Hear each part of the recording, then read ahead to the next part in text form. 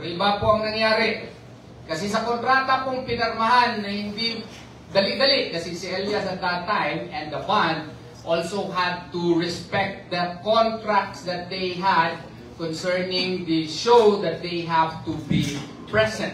So, pinakita sa kanya, without explanation, walang chance na maka-question sa details si Elias at wala siyang chance na makakuha ng abogado para magkonsulta, pinapirma. Blanco yung consideration kung magkano yung share ni Beverly Labad-Labad. Maglabad gini ang ulo. Why? Kasi nung pinakita na uli, kasi hindi siya binigyan ng kopya ng kontrata. Naka-indicate na yung 30%, pero yung other, anong basis ng 30%, blanco pa rin. Nakuha kami. Tapos, kung anong corporation na itayo niya later, maski wala siyang contribution, 30% pa rin ang kanya at bilihin niya 50 pesos per share. Mas barato pa ang suka sa mong silingan kaysa sa iyahang share sa pagpalit sa corporation. There are so many grounds that we cited in the complaint such that we feel that it is null and void at the very beginning and it should be stopped. Okay? Pati nga yung kontrata, kung basahin ninyo, saan sila pumirma? Dumaguete City. Wala siya, pumirma siya. Saan ang notarization? Quezon City. Tinanong ko si Elias, kilala mo ba yung lawyer na nagpirma? Iyo? Hindi niya kilala. Pwede ba yan under na notarial law na magnotaryo ka sa isang kontrata na hindi mo nakita yung nagpirma? Hindi po pwede yun. Bakit po nagkaganoon? Tapos, pumirma po kasi nagmonitor daw sila kay magbabantay na mag-file daw ng cyber libel. Let's get it on. Bantayan niyo ako. Okay. So, kasi napilitan lamang kami mag-file talaga because we were hoping na something would intervene na pero nagpadala pa sila ng nagpa-conduct pa sila ng press con kagabi, ang anghang ng mga salita po. At tinakot pa kami. Naku, taga North Cotabato ito, taga Davao del Sur ako. Takutan ng gusto niyo. Dito tayo. Kami walang takutan. Nag-file na lang kaagad kami ng kaso after, of course, sending a demand letter to, Beverly. Is a demand letter a legal requirement? No. Why? Because when the contract is void, there is no need for a demand letter. Yet, we sent a demand letter. As to whether or not she was duly informed by her staff, that's their problem, not our problem. Okay? So, nag-hire siya ng manager. Hindi po yung halos mama na o ano ba. Kasi, maski personal life, nakikialam na. At saka yung sa mga, sa mga miyembro, pag hindi maka-attend ng meeting na wala namang proper notice or kung meron man, meron silang right justification, i-fine ka agad. Magkano? 50,000. Basahin mo yung kontrata doon sa kanilang pinapirma na hindi nila nabasa ng maigi. Wala namang nakasaad doon na pag maka-attend ka ng meeting, maka-absent ka, 50,000 ang fine. Mas mataas pa ata ang kanyang fine kaysa yung aso mo makakagat ng ibang tao. Matindi ito. Tapos, meron ba yung due process? Wala po. Diretso lang. Fine. Tapos, kung may mag-express ng opinion, memorandum ka agad. Gusto ko tanggalin yung backup singer pa. Naku, ano kayong plano niya? Siya na siguro mag-backup singer. So, hindi po pwede yun. Kung meron kang maliit na power, huwag mo i-exercise yan in such a way that you will also probably to the eyes of other people na may kapangyarihan ka, exercise it in such a way as not to hurt also other people. Yun lang po. At saka, marami pa pong iba. Will it mean that there was intimidation kay Elias when he signed the contract with the former manager? Not necessarily intimidation, but there was fraud that attended in the signing of the contract. Fraud in the sense that it was a causal fraud, not dolo incidente, not incidental fraud, but causal. Kay narito, okay na. Yan ha, ang hinin natin yan, di ba? Agree ka, di ba? Tanggap ka, oo. Pero nung sinabihan kasi siya, gusto kitang tulungan, Elias, sa iyong karir. Wala akong pakialam sa pera. Oo. Hindi naniwala naman ito. Taga-magpit ito. Ako rin sabihan ako. Taga-bansalan ako. Sabihan mo ako. Wala ako. Tapos maganda pa. Di. Naniwala siya. Maganda ba? Later, 30% mo pala sa kanya. Lahat pala ng gastos kanila na. Yung kanilang sasakyan. Pati ka, kanya na pala. Mga tickets ka, kanya na pala. Yung pinarenovate na kondo. Sinarge pa sa amin. Lahat na lang. Damit niya. Kulang siguro, toothpick na lang siguro. Hindi i-charge dito.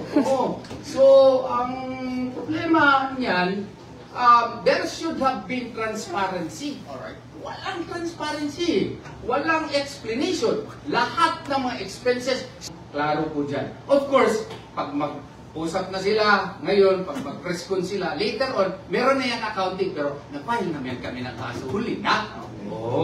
Huli na. Attorney Torian from Luigi Antutor from Australian Broadcasting Corporation. They made mention last night on their press conference that Elias and his family should be grateful pa nga because ang ginawa nila is partnership. Partnership daw. Ano po ang explanation? Alam mo yan. Yan din ang isang rason bakit void yung kontrata. Kasi kung manager ka, may fiduciary relationship yan.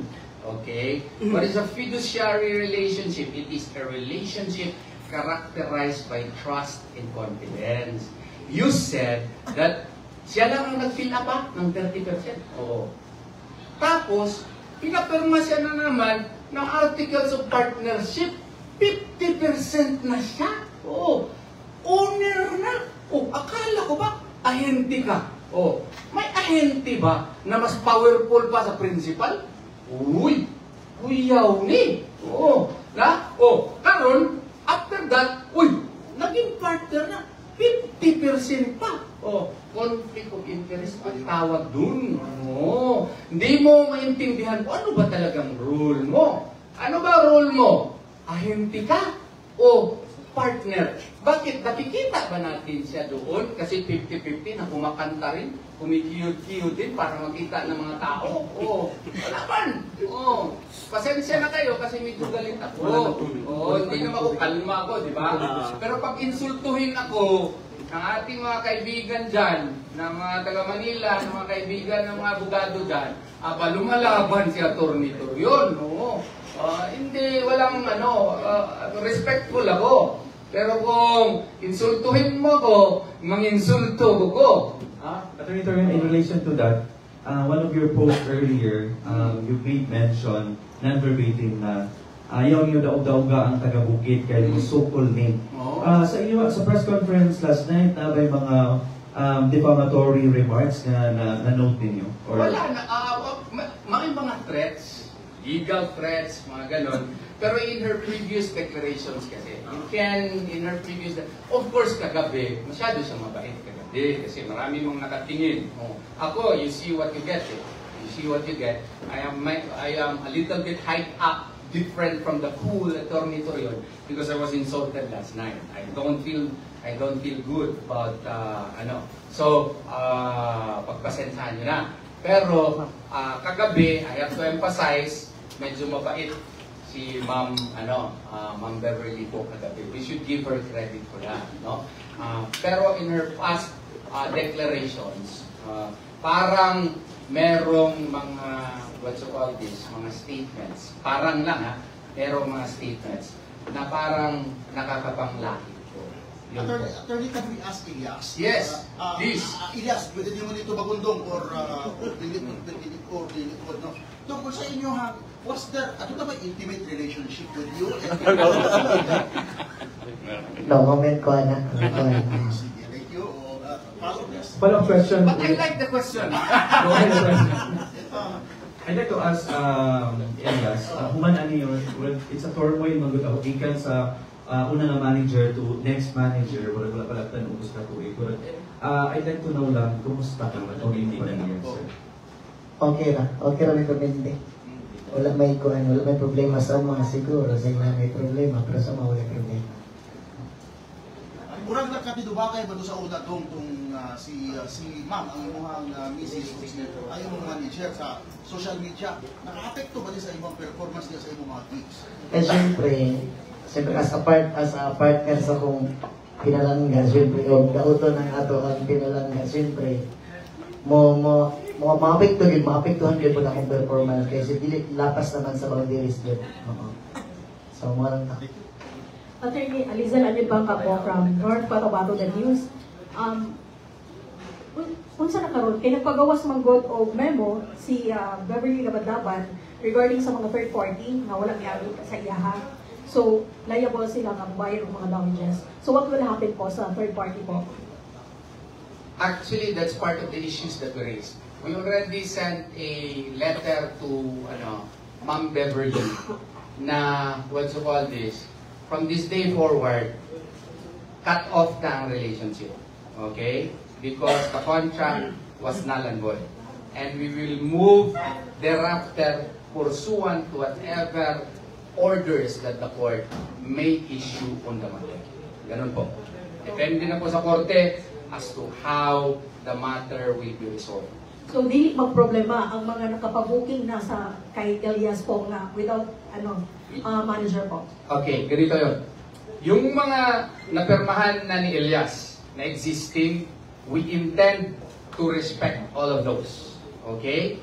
And as to how he will move forward, that is ang answer ko dyan, abangan ang susunod na kabanata. Okay. Kay ano po kay Sir Elias? Nakoy bata na. Kumusta to? Ay how about sa 29 million matag pa? Tinuod to? Kay wala mong gutubad na. Wala mong kita, para maklaro yun kay wala mong gutubad gitubang kagabi at sa press con ni manager Beverly. So now, issue na siya sa korte, ma'am. Ang korte na yung mag-kuhan na lang. Apilya sa Apilya na dito na. Atong sa page name mo sir, ngayang gikuan. About sa page po, kuhan. Sa karon naging siya access akong page. Mo nang kuhan, mo nang makita ninyo nga na ko'y i-post kasi abigay akong kauban, matingala mo nga mawala. Tuman kay ginadelete na. Kaya na siya access ako ang kuhan. Na siya access ako ang page kay sama siyang sayang giingon. Ang page daw is delete daw na ipang kuhan, delete pang post lang. Kaya ang page daw nga akong giingon is business daw to. Is actually pang bukid na mga ito, no? Ang bundok na to. Just tayo may pagmakay din mo, given sa from nothing, sunoy-sunoy sa una din is with the power sa MC Gaswila, hangtod nga naging famous na karon doon, may pagmakay din mo nga, may pagwa na lang ko na famous, bro, ano nga mga tanong dito? Siyempre, sa kuhan, nagi-gamay nga kuhan nga, naipagmahay gamay. Pero as of now, nga na, okay na. Kung kayo nga kasi magalingon nga, okay naman din at least kuhan, nakamata na ta sa kamatuuran. Okay na ang tanan at least nga, dili-dili ta ingon yung musalig dayon sa mga tao. Kamusta ang imong ginikanan? Labi na bakita natin, na pinangga kaya mo imong mama, o imong papa. Kamusta? Okay ra akong ginikanan, wala po sila problema. Ginaingon lang na, okay ra na mo, hagira na ka na. Attorney, follow-up question po. Katong gani iyahang tour abroad. So, unsa ba to? Mapadayon pa ba or unsa po? By the way, ila-ila din ako akong mga kauban, no? Si Attorney Vanessa Escritor, no? Si Attorney Campaner, si Attorney Nasi Gonzaga, no? Na ako'y wala diri, sila Attorney Resi Rizada Nolasco, no? Kung kauban ako mga abogado sa the law firm of Torian and Partners. Answering that question, yes, we do intend to respect whatever contracts that Elias signed, pero katong what you call this, wala pa na signan, no? Is a matter that we will decide pursuant to whatever advice that the Regional Trial Court may give on the issue. Part of the issue is accounting. Kaya nga, no comment siya. Kasi yung mga 29 million, no comment niya na kay part of the issues na sa accounting dito nga among gisangkat sa korte. Ang nag-file ani, dili lamang si Elias, kundi ang tanang miyembro sa Elias JTB Band. Walay bisag isang ning kalas. Unanimously, mura po di siya 13-0 ang desisyon. Pero yes, nakakita, isa ka milyon. Nakagulit ka ng isa ka milyon. Anak, siya rin yung makatubang. At one time, wala. Sa kuan, sa kuan, wala pa. Wala ko. Pero iyang ginaingon, Sir Elias nga kuan, naka-download siya one time, 5 million kay Ma'am Abby. Ang kana mong gun, ato bago na ako ng pangutana, ang kana mong gun ang nasulod sa akong video karon is actually is kuan na siya eh. Mga down payment na sa mga iba-iba nga mga municipal na kuan, mga bookings na isulod sa katong una na kong sulod sa iyaha. Kanya ka na nga kwarta is wala na ko na siya gihilabtan kay ginahuna-una na ko basic na moabot nga panahon nga na municipal nga mo cancel. Marifan na ko tayo ng ilahang kuan. Marifan na ko tayo ng ilahang kwarta nga ginahon. So wala na ko nang hilabtan naron sa akong video karon nga kwarta. Attorney Torion, may comment sa akong live, sabi, si Attorney Torion sumasakay lang sa kasikatan ni Elias. Nagkataon lang talaga na abogado ako. Tapos, si Elias, kailangan niya ng abogado. Magaling. Oo, hindi naman magaling. Oo. Siguro, sino ba din hindi gusto magsama kay Elias na tingnan mo, kamukha naman kami. Di ba? Oo. So, kung if I will be hired by Elias, it will be my great honor. So kung makasama ako sa kanyang kasikatan, di, alhamdulillah. Di ba? Ganun lang yun. Grasya yun. Grasya yun ang buong may kapal na dapat nating tanggapin. Na ikaw, Dok, dawat po ka nga ako yung abogado, Dok. Anong di ko? So, other yes, Ronda. Sige. Dan.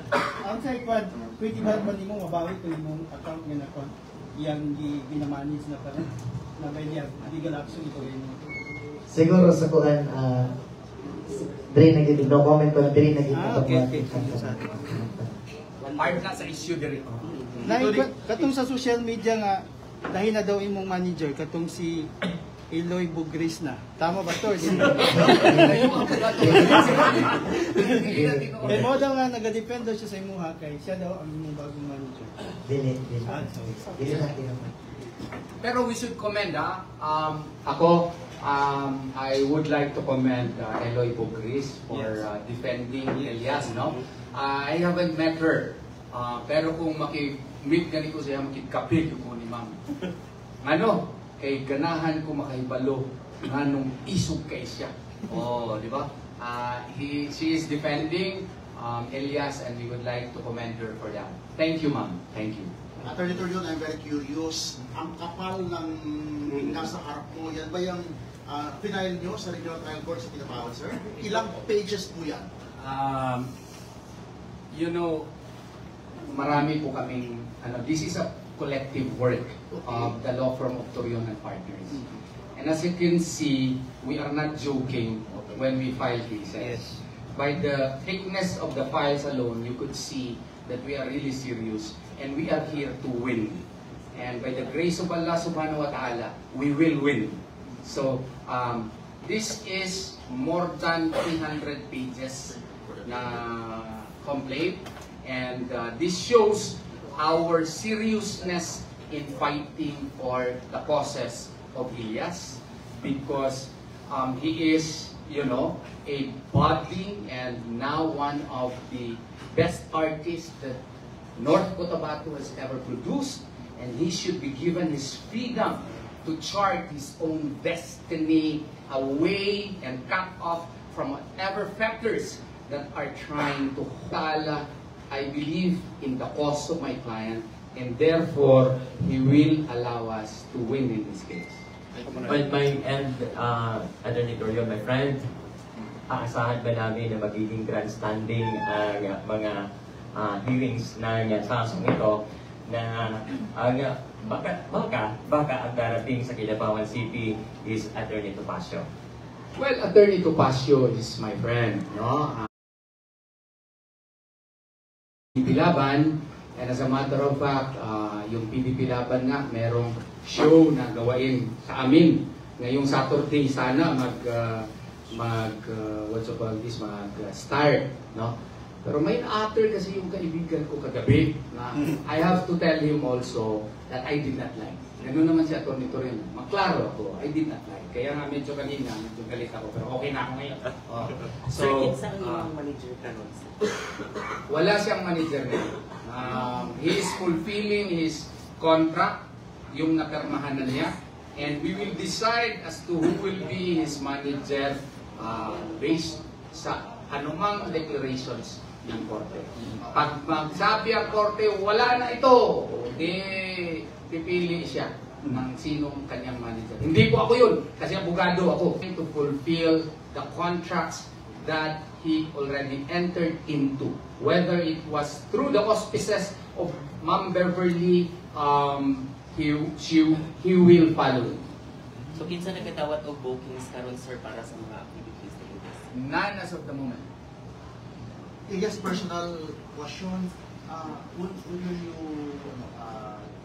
plano na magpakasal? Napakasal na kayo. Magandang As about sa kuan, about sa pagpakasal is maabot ra na. Pero sa karon wala kami napakasal ha. Pero surprise lang, surprise sa pinakalit. Sir Elias, okay pa ba na Nani sabot. Kaya magkasal ni Ninong ni.